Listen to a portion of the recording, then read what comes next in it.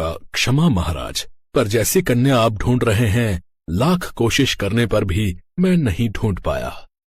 हमें कुछ नहीं मालूम पंडित जी। हमें जैसी कन्या अपने राजकुमार के लिए चाहिए, वैसी ही कन्या आपको ढूंढ कर लानी होगी।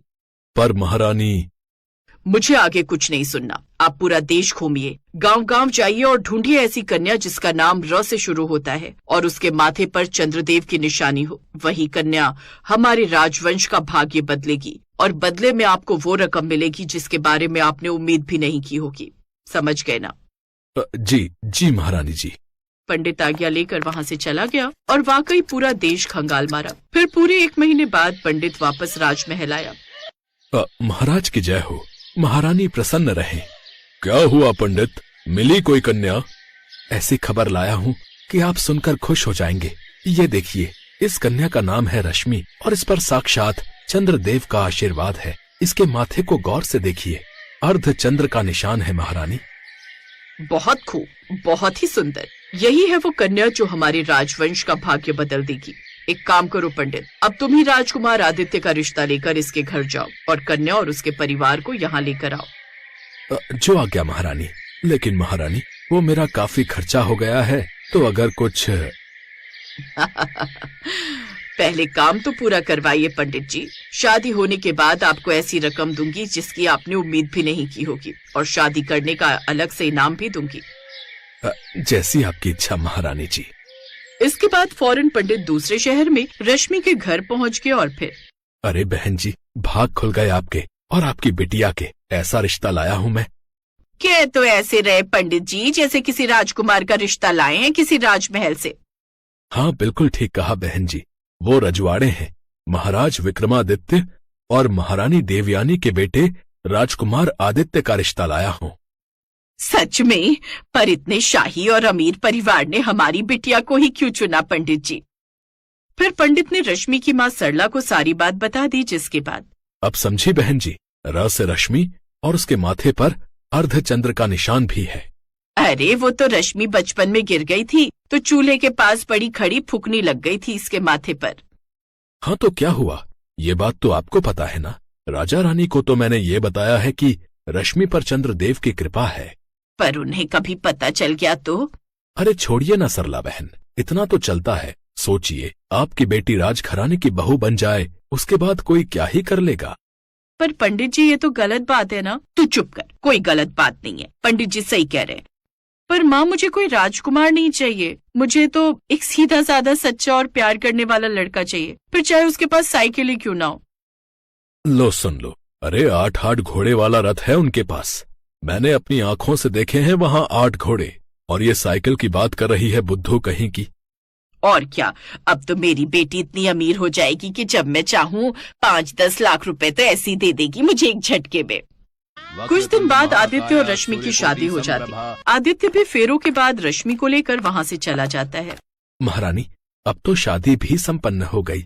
अब मुझे मेरी वो रकम दे दीजिए जिसकी मैंने आपसे उम्मीद भी ना की हो।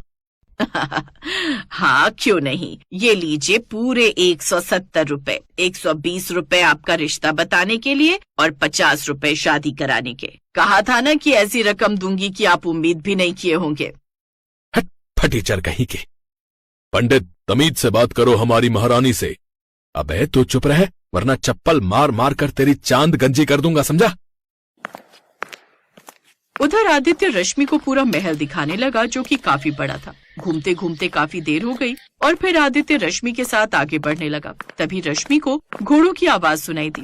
उसे लगा कि किसी खास कक्ष तक जाने के लिए 8 घोड़ों का रथ तैयार होगा, लेकिन आगे बढ़ते बढ़ते महल खत्म हो गया और सामने 2 कमरे नजर आए जिनके पास 8 घोड़े बंधे हुए थे। रश्मि ने देखा कि देवयानी उनकी गंदगी उठा रही है। ये देखकर रश्मि वहीं बेहोश हो गई। फिर कुछ देर बाद पिताजी, रश्मि को होश आ गया। महारानी, बहुरानी के लिए पानी लेकर आओ।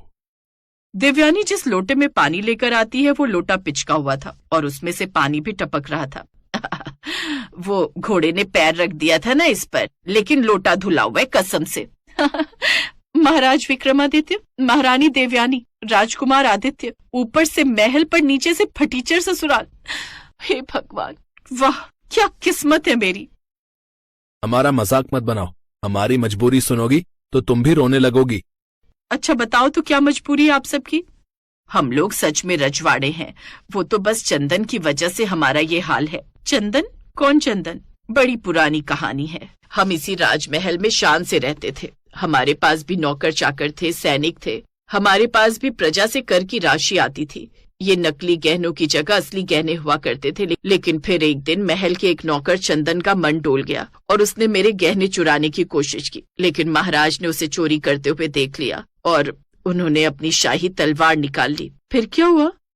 फिर उस चंदन के बच्चे ने महाराज से तलवार छीन ली और पिताजी को बहुत मारा, मुंह से खून निकाल दिया मार मार के। पिताजी ने भागने की बहुत कोशिश की और इसी भागम भाग में चंदन तलवार पर गिरा और मर गया।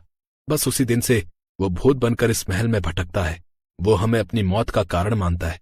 पता है, रात होते ही अजीब अजीब आवाजें आने लगती हैं महल में। इसीलिए हमें महल छोड़कर यहाँ इस तबेले में रहना पड़ रहा है।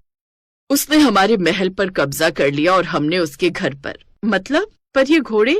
ये तो आदित्य का अस्तबल है। सुबह सुबह इनके मालिक आएंगे और अपने अपने घोड़ा गाड़ियों को इन्हें लगाकर ईंट भट्टे से ईंटें ढोएंगे। वो सब पूरे 8,000 रुपए देते हैं हमारे आदित्य को। पर अब तुम आ गई हो ना, तो तुम हमारा भाग्य बदल दोगी। मथुरा वाले पंडित जी ने यही कहा था। रश्मि ने अपने ससुराल की हालत देखकर अपना माथा पीट लिया। लेकिन अब उसे सबसे ज्यादा तरस अपनी माँ सरला पर आ रहा था। इसी तरह कई महीने बीत गए। एक दिन जोर की बारिश हो रही थी और रात में रश्मि बाथरूम जाने के लिए उठी। हे भगवान, क्या करूं? इस तबेले में तो कोई बाथरूम भी नहीं है। खुले में जाना पड़ता है और बाहर इतनी जोर से बारिश हो रही है। अब मैं क्या करूं? हाँ, एक काम करती हूँ, महल में चली जाती हूँ। वहाँ तो जरूर बाथरूम होगा, लेकिन वहाँ तो चंदन की आत्मा होगी ना। अरे रश्मि, क्या बोले जा रही है? भूत वूत कुछ नहीं होता। चल चल, जो होगा देखा जाएगा। बड़ी हिम्मत करके रश्मि महल के बाथरूम तक पहुंची, लेकिन तभी उसे चंदन की डरावनी हंसी सुनाई दी और भागने की आवाज आई। भागते चंदन का पैर कांच पर पड़ा और वो जोर जोर से चीखने लगा। ये सुनकर रश्मि हैरान थी। फिर अगले ही पल उसकी हंसी छूट गई। उसने झट से वहाँ लटक रही बल्ब की तार चंदन के कानों में लगा दी और करंट खाकर चंदन बेहोश हो गया। अगली सुबह चंदन कुर्सी से बंधा हुआ था और उसके आसपास विक्रमादित्य का पूरा परिवार खड़ा होकर उसे घूर रहा था। माफ कर दो महाराज, गलती हो गई। अबे, तू जिंदा है और तुझे भूत मानकर हम यहाँ अमीर से फकीर बने घूम रहे हैं। नाज बेटे, तेरी वजह से महाराज पिछले 2 साल से एक ही लुंगी में घूम रहे हैं। पर तूने ऐसा किया क्यों? महारानी, मैं उस दिन मरा नहीं था। उस दिन मेरे पैर से टकराकर लाल चटनी फैल गई थी, जिसे मेरा खून समझकर आपको लगा कि मैं मर गया हूँ और आप सब भाग गए। मैंने सोचा कि क्यों ना इस मौके का फायदा उठाऊं। आप यहाँ रहने लगे और मैं उधर महल में आराम से रहने लगा। सब कुछ अच्छा चल रहा था, पर फिर आपकी ये बहू आ गई। शाबाश बहू, देखा, मथुरा वाले पंडित जी ने सही कहा था कि हमारी बहू हमारा भाग्य बदल देगी। जीती रहो।